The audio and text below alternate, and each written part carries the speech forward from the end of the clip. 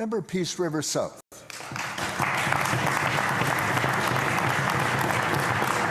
Well, thank you, Honourable Speaker. Only in an NDP world is killing jobs and hurting investment and making sure people don't want to come to BC is actually looking out for BC's interests. You know, we have a $2 billion pipeline opportunity here from British Columbia through Alberta to serve the rest of Canada.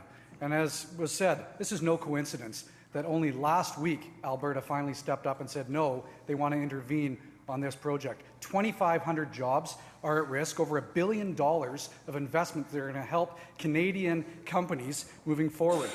This is going to benefit British Columbia and Alberta. But this Premier, instead of trying to make sure that we work together to make sure we have a strong economy, is doing everything possible to put roadblocks in the way to make sure that we have this unnecessary trade war.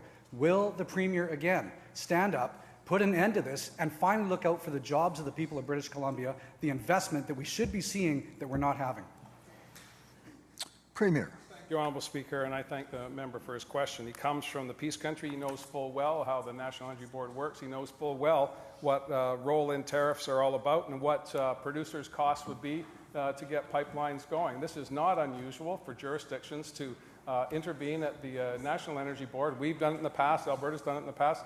Nothing to see here. I will say, however, Honourable Speaker, I will say, Honourable Speaker, that it is absolutely appropriate. It's absolutely appropriate for the government of Alberta to ensure that the costs incurred in having pipes go through their territory are borne by the people who will benefit from that. And our argument when it comes to moving diluted bitumen into British Columbia is the federal government disregarded the consequences. They only looked at one part of the benefit here. They didn't look at the downsides. And in cooperative federalism, which is what I thought we operated under here in Canada, you should have everybody at the table, everybody benefiting. That's not the case with diluted bitumen.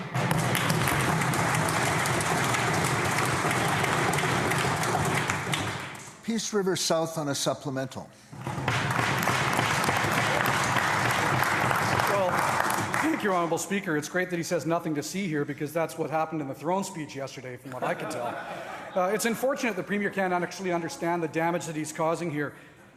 Alberta was fine with this project up until last week. They had many opportunities to stand up and oppose this project, yet they chose not to. Probably because they were looking out for the interests of all of Canada as well and making sure they weren't opposing what was good jobs, opportunities for BC and for Alberta. February 8th last week, this is no coincidence, Honourable Speaker, that the Alberta government has stepped up. This is going to hurt the Peace region, it's going to hurt the people of British Columbia, and it sends, again, the wrong message for why people should even want to move here or invest in our province. This is completely started and caused by this Premier trying to pick a schoolyard brawl with his neighbouring NDP government. Will the Premier finally put an end to this and do what he says he's trying to do and look out for people of British Columbia? Premier. Thank you, Honourable Speaker. Well, on the 30th of January, we announced that we were going to consult with British Columbians on the best way to protect our economy and our environment. That's what we did. And if the members on the other side don't want to talk to British Columbians, they'd rather listen to interventions at the National Energy Board. I wish they'd shown up when the National Energy Board was looking at Kinder Morgan. Then we might have had a better outcome.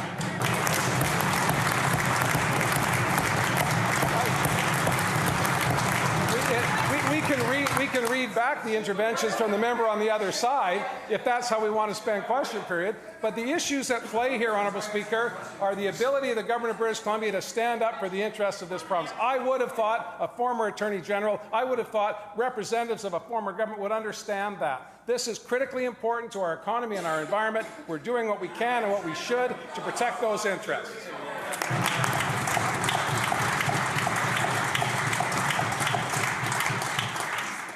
Leader, third party. Thank you, Honourable Speaker. Happy Valentine's Day to the House here today.